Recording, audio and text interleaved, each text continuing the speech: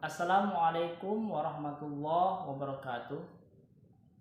Mahasiswa sekalian, pada pertemuan kali ini kita akan membahas tentang laporan keuangan dan siklus akuntansi.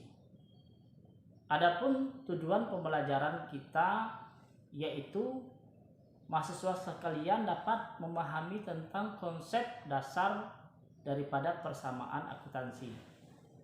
Yang kedua, mahasiswa juga dapat memahami tentang siklus akuntansi dan kemudian dapat melakukan proses akuntansi itu sendiri.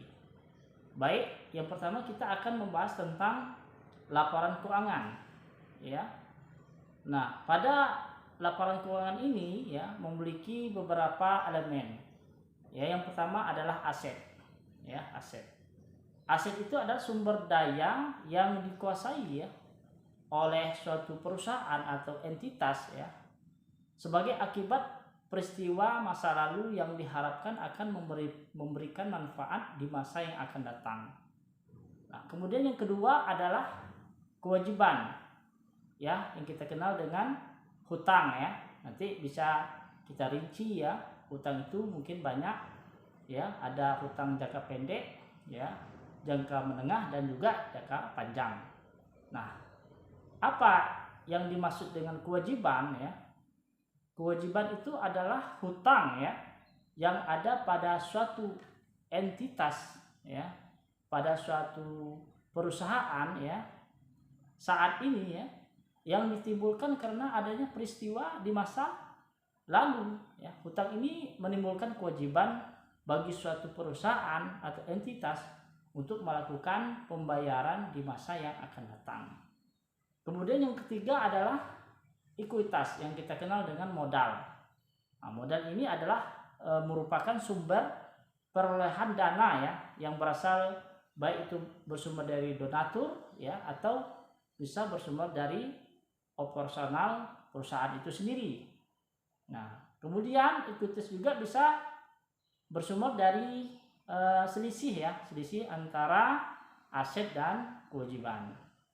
Nah, kemudian setelah kita mengetahui apa itu elemen daripada laporan keuangan ya, awalnya adalah bermula daripada persamaan dasar akuntansi itu sendiri. Nah, bisa kita rumuskan ya persamaan dasar akuntansi itu. Pertama adalah penggunaan dana sama dengan sumber dana. Nah, kita katakanlah penggunaan dana itu adalah aset ya, kemudian sumber dana itu kewajiban ditambah dengan modal atau ekuitas. Nah, kita bisa rumuskan yaitu aset sama dengan kewajiban ditambah ekuitas. Nah, ekuitas itu ya bisa bersumber dari penyertaan maupun dari surplus ya, selisih daripada pendapatan dan biaya atau pendapatan dikurangi dengan biaya. Nah, selanjutnya yaitu setelah kita mengetahui persamaan dasar akuntansi ya, kita menuju kepada proses akuntansi itu sendiri. Apa yang dimaksud dengan proses? Ya, proses akuntansi yaitu proses untuk mengidentifikasi ya, kemudian mencatat ya dan melaporkan peristiwa-peristiwa ekonomi di dalam organisasi. Nah, di dalam proses akuntansi ini ya biasanya menggunakan metode double entry system ya, yang mana kita ketahui ya ada sisi kanan yang disebut dengan debit dan sisi kiri disebut dengan kredit atau saldo debit dan saldo kredit. Nah, kemudian di dalam proses akuntansi itu ada namanya siklus akuntansi ya, mulai daripada neraca awal ya, kemudian menganalisis transaksi ya.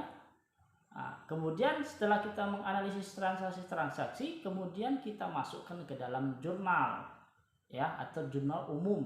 Setelah itu kita masukkan ke dalam buku besar. Selanjutnya daftar saldo. Di dalam daftar saldo itu kita bisa melakukan penyesuaian, kemudian kita bisa melakukan koreksi apabila diperlukan, kemudian bisa juga kita membuat jurnal penutup. Nah, setelah itu baru kita bisa membuat laporan keuangan, ya. Paling tidak ada 3 laporan keuangan ya yang kita buat. Yang pertama adalah laporan laba rugi, atau bisa juga nama lainnya adalah laporan operasi atau operasional perusahaan. Ya, yang kedua adalah kita membuat laporan keuangan berupa neraca akhir, ya. Kemudian yang ketiga adalah laporan arus kas. Ya, coba kita lihat bagaimana kita membuat ya suatu siklus akuntansi itu. Ya, pertama kita melakukan analisis transaksi. Nah, kemudian setelah itu kita masukkan ke dalam jurnal. Nah, di dalam jurnal ini ya berisi informasi tentang, yang pertama adalah tanggal transaksi. Nah, kapan transaksi itu dilakukan. Nah, kemudian nama akunnya apa? Apa nama transaksi tersebut? Kemudian berapa jumlahnya ya yang harus kita masukkan di sisi debit maupun di sisi kredit. Kemudian ada keterangan singkat ya atas transaksi tersebut. Nah, kemudian pendebitan ya kita catat ya di sisi sebelah kanan ya. Kemudian pengkreditan kita catat di sisi kiri ya. Nah, kita bisa membuat contoh ya seperti ini. Pertama adalah pada tanggal 5 Oktober ya terjadi pembelian barang farmasi secara tunai ya sebesar Rp500.000.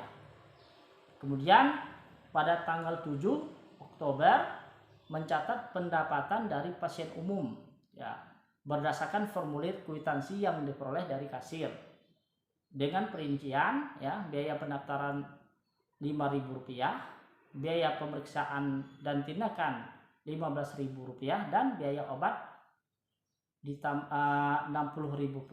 Di dalamnya ada harga pokok obat itu sendiri yaitu Rp50.000. Ini kita contoh ada untuk perusahaan untuk rumah sakit ya, rumah sakit. Coba di sini kita membuat jurnal umumnya ya. Nah, di sini ada kolom-kolom yang kita isi ya. Yang pertama adalah tanggal ya. Tanggal yaitu tanggal 5 Oktober ya. Keterangannya tadi adalah yaitu terjadi pembelian barang ya farmasi ya secara tunai ya. Karena cara tunai berarti jurnalnya adalah persediaan barang farmasi di sesi debit ya karena bertambah persediaan itu sendiri. Kemudian terjadi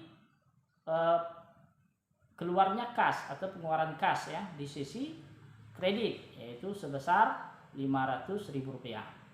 Nah, kemudian pada tanggal 7 Oktober terjadi juga transaksi ya yaitu adanya pendapatan ya ada 3 pendapatan itu ya. Karena ini pemasukan maka akan menambahnya kas ya. Kas itu kalau bertambah dia posisinya di sebelah debit ya, maka kas di sebelah debit sebesar Rp80.000 ya. Kemudian pendapatan itu ada 3 pendapatan pendaftaran sebesar Rp5.000 di sisi kredit, kemudian pendapatan pelayanan sebesar Rp15.000 di sisi kredit, kemudian pendapatan apotek sebesar Rp60.000 di sisi kredit. Nah, karena di sana ada harga pokok ya daripada barang tadi ya, maka bisa dikatakan adalah beban ya. Beban itu adalah Rp50.000 ya. Beban Rp50.000 persediaan barang farmasi Rp50.000. Nah, itulah contoh daripada jurnal umum. Kemudian siklus yang ketiga kita masuk proses akuntansinya adalah posting ke buku besar. Nah, bagaimana caranya kita memposting ke buku besar ya, yaitu pemindahan akun yang dicatat dalam buku jurnal ya ke dalam buku besar ya. Contohnya tadi ada kas ya. Kas itu ada pengurangannya dan juga ada penambahannya. Nah, langkah-langkahnya pertama adalah kita masukkan tanggal postingnya ya, tanggal berapa, kemudian jumlah yang di debit dan yang di kreditnya di dalam jurnal ya sama ya ke dalam buku besar juga. Kalau di jurnalnya posisi debit, kas misalnya kita buat lagi di buku besar di sesi debit. Kalau seandainya sisi kredit ya kita buat di sisi kredit. Nah, kemudian ke dalam kolom-kolom yang sesuai di dalam buku besar. Nah, kemudian di dalam kolom referensi pada jurnal kita bisa masukkan nomor akun buku besar. Mungkin kita bisa lihat contoh seperti ini ya. Nah, di sini kita contoh adalah kas. Kita bikin buku besarnya. Di jurnal umum pada tanggal 5 Oktober ya, itu kas itu posisinya di kredit ya. Kode reknya kita keterangan kita kasih 101 ya. Nah, kita bisa bikin buku kas, buku besar kas nomor 101. Nah, kemudian kita lihat ini pada tanggal ya. Ada saldo awal ya. Berarti ada saldo awal, misalnya dicontoh di sini 1 Oktober ada saldo awal sebesar 600.000 di posisi debit.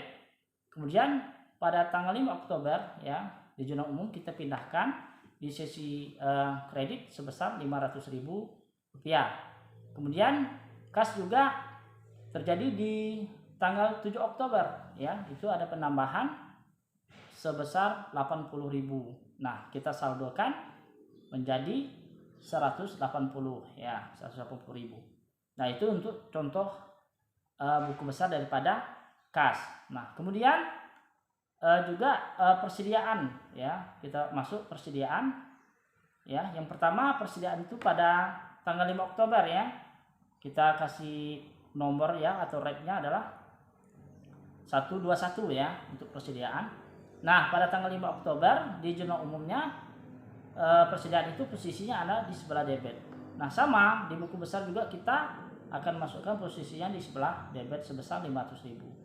Nah, saldo menjadi saldo 500.000. Kemudian pada tanggal 7 Oktober juga ada persediaan ya, persediaannya sebesar 50.000 di sisi kredit ya. Jadi pengurangan ya. Jadi 500.000 dikurang 50.000 karena posisinya berbeda ya. Jadi kalau posisinya berbeda berarti ada pengurangan. Kalau sama itu ada penambahan sebesar 450.000. Nah, itu ya yang bisa kita lakukan ya di dalam membuat buku besar.